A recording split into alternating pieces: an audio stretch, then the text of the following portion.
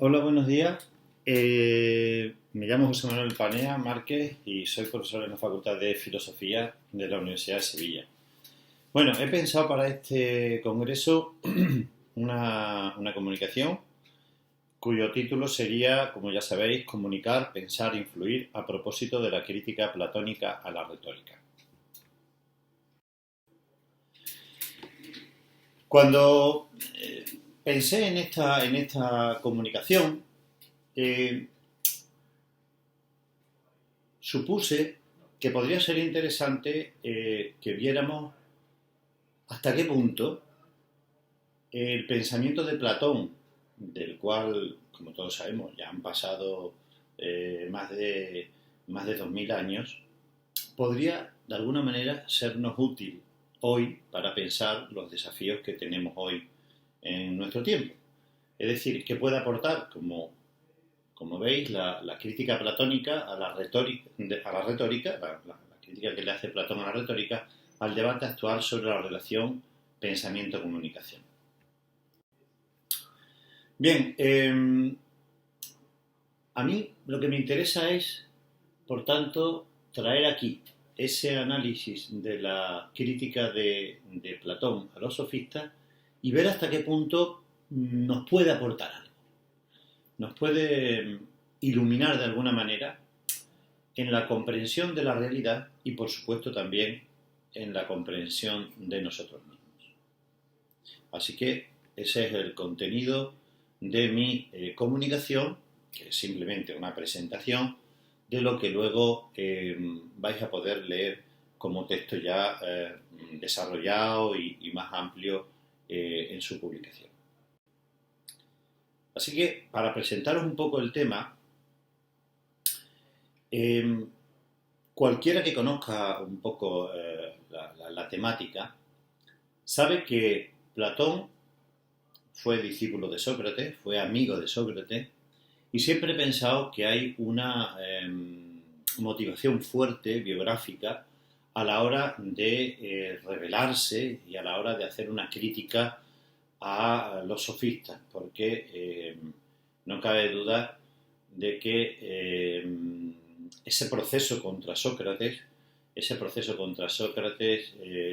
donde finalmente fue condenado a muerte, tuvo que impactar al amigo y discípulo Platón.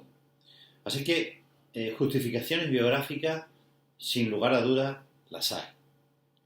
Pero no queda, creo yo, aquí todo el tema. Es decir, me parece que al final hay también razones de tipo filosófico, aunque, digamos, activadas por esa situación peculiar, ¿no? de ser tu amigo y tu maestro el que ha muerto, lo que va, yo creo, a configurar el pensamiento de Platón en este punto. Es decir, habría tanto razones biográficas como razones filosóficas de peso que alimentarían esta crítica a la retórica.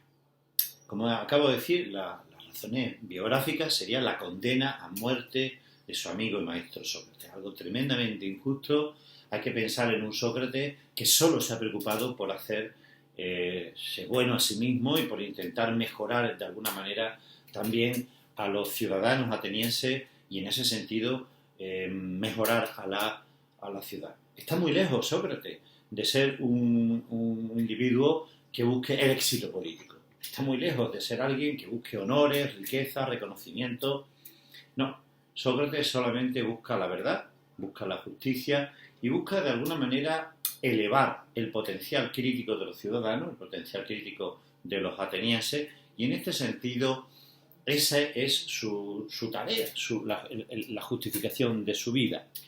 Así que la condena de alguien que no ha buscado honores, riqueza, títulos, posesiones, que nunca ha dañado a nadie, al menos voluntariamente, tenía que parecerle forzosamente, máxime con una edad ya de 70 años como es la que tiene Sócrates en ese momento, algo tremendamente injusto e indignante a su querido amigo y discípulo Platón.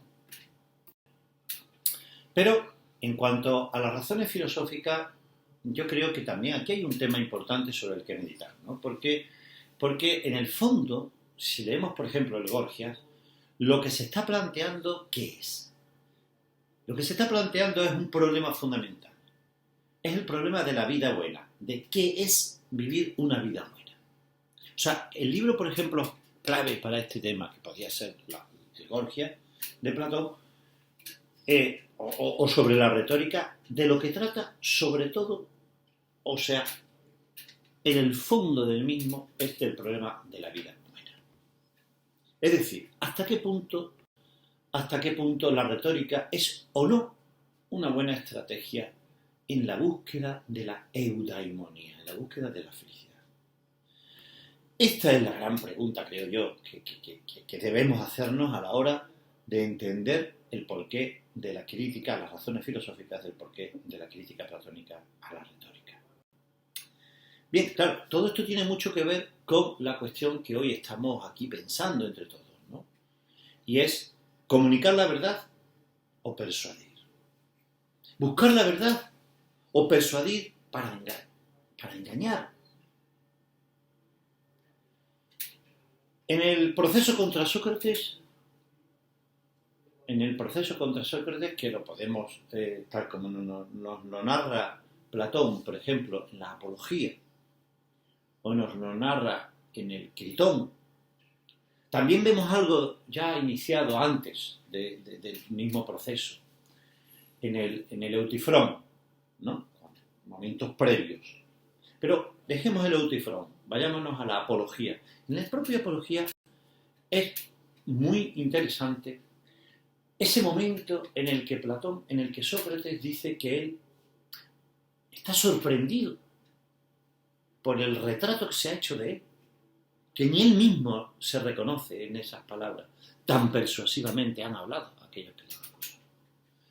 Y también es curioso porque, además, Sócrates se ofende mucho, no porque lo acusen de impiedad, sino porque lo acusan de ser un sofista, que es la acusación peor que se le puede hacer, peor que la de impiedad. Tiene la conciencia en ese sentido muy tranquila. Omito muchas cuestiones, evidentemente, y voy solo diríamos, a hilos conductores. Entonces, él dice, yo voy a hablar con la verdad, no me voy a preocupar de las bellas palabras. Ahí queda claro que hay dos planteamientos muy distintos. El de que hace bellos discursos para persuadir, a costa incluso de la verdad, y el que, en cambio, está despreocupado por la belleza del discurso, pero sí muy preocupado por la verdad y por la justicia. Ese es Sócrates. Por eso, lo que se examina es la retórica. Y en el proceso contra Sócrates, Sócrates lo interpreta como un autoexamen de su propia vida. Bien, ahí vemos ya la confrontación filosofía-retórica. Cuando pasamos al Gorgias, por ejemplo, ya aquí cobra un dramatismo aún mayor, porque en el diálogo Gorgias nos retrotraemos a una situación previa, antes de que esto ocurra. Y aquí lo que se va a hacer es un examen de la vida feliz.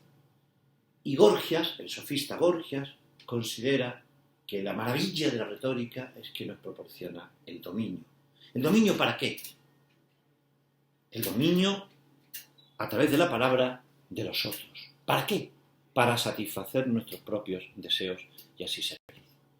Si vemos cómo la discusión que una vez que se retira a Gorgias, entabla el discípulo de Gorgias, Polo, ya ha sido refutado por Sócrates, ha sido puesto en una situación, diríamos, difícil, incómoda, ya ha abandonado el cuadrilátero de la discusión. Si vemos luego la conversación con Polo, grosso modo, pero yendo al núcleo, diríamos que Polo, en continuidad con Gorgias, pero plenamente consciente de lo que busca, es decir, el éxito político, siente una enorme fascinación por el poder y una enorme fascinación por la retórica y tiene como modelo el tirano, pues es para él el ejemplo puro de lo que sería alguien que hace lo que quiere. y por tanto es feliz. Sócrates, como sabéis, va a cuestionar mucho que realmente haga lo que quiere y que realmente sea feliz. Si pasamos al tercer contrincante, probablemente el más inteligente de los tres, Calícles, otro discípulo de Gorgias, vemos cómo ahí se plantea el problema de la retórica como el mejor arma para satisfacer los deseos. Y claro, lo que se pretende decirnos aquí es que la retórica es algo extraordinario porque permite satisfacer los deseos. ¿Cómo? Pues a través de la persuasión, del engaño, de la seducción, del dominar a los otros y así satisfacer los propios deseos. El problema es que para Sócrates la felicidad es imposible por esta estrategia. ¿Por qué? Muy sencillo, nos dirá Sócrates, porque el deseo es infinito, es algo así como un tonel agujereado que por más que queramos colmarlo, siempre acaba vaciándose y por tanto nos lleva a la frustración y a la infelicidad. En definitiva, el argumento de peso, diríamos, de Sócrates contra la retórica estaría en dos cuestiones. Por un lado, la retórica no se preocupa de la verdad ni de la justicia. Punto primero. Es decir, pretende persuadir, pero desde el engaño, sin preocuparle por la verdad ni preocuparle la justicia. Este tipo de comunicación es totalmente ilegítimo, porque hay que buscar la persuasión, sí, una retórica nueva, sí, pero sin despreocuparnos del bien, de la justicia y de la verdad. Pero es que además es una estrategia fallida, porque esa búsqueda solo a través de la palabra y de la comunicación persuasiva para dominar a los otros y entender así la libertad, lo único que consigue es entrar en un bucle infinito de frustración y por tanto de insatisfacción y de sufrimiento permanente. Por consiguiente, lo que vamos a conseguir es un hombre injusto, un hombre insatisfecho y una polis insatisfecha e injusta, que querrá hacer cada vez más grandes sus deseos inútilmente, que construirá sus discursos en torno a la falsedad y al engaño, pero no en torno a la verdad y a la justicia. Pero, y vamos concluyendo, Sócrates piensa que ni el individuo ni la polis podrán ser felices si no, en esa búsqueda de la felicidad, tanto del individuo como de la polis, no hay también una búsqueda de la verdad, de la justicia y del bien. Porque con un alma injusta, da igual la belleza de las palabras, da igual la persuasión de los discursos, con un alma injusta, ni el individuo ni la comunidad podrán alcanzar la tan anhelada eudaimonia. Tal vez estas reflexiones, muy rápidamente expuestas, puedan servirnos para que podamos extraer al respecto alguna conclusión útil, interesante o alguna luz para iluminar nuestro tiempo. Así lo espero y espero que os haya interesado y podáis pensar sobre estas cuestiones y en un momento posterior leer el texto si así os lo parece. Pues nada, me despido y un saludo para todos. Muchas gracias.